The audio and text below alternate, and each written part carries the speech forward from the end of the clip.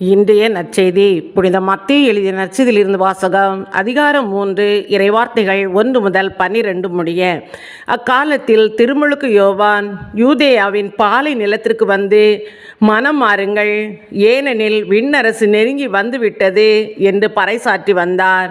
இவரை குறித்தே பாலை நிலத்தில் குரல் ஒன்று முழங்குகிறது: ஆண்டவருக்காக வழியை ஆயத்தமாக்குங்கள், அவருக்காக பாதையை செம்மையாக்குங்கள் என்று இறைவாக்கினர் ஏசாயா உரைத்துள்ளார். இந்த யோவான் ஒட்டக முடியிலான ஆடையை அணிந்திருந்தார், தோள்கச்சையை இடையில் கட்டியிருந்தார், வெட்டுக்கிளியும் காட்டுத்தேனும் உண்டு வந்தார்.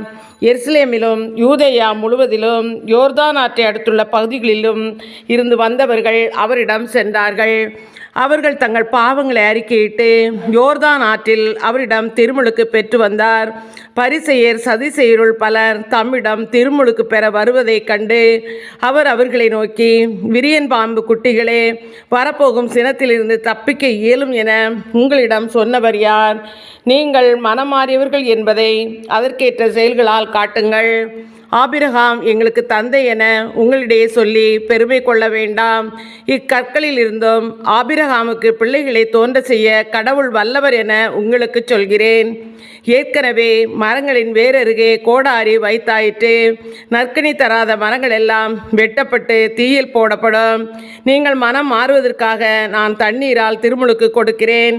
எனக்கு பின் ஒருவர் வருகிறார், அவர் என்னை விட வலிமை மிகுந்தவர். அவருடைய மிதியடிகளை தூக்கிச் செல்லக்கூட எனக்கு தகுதி இல்லை.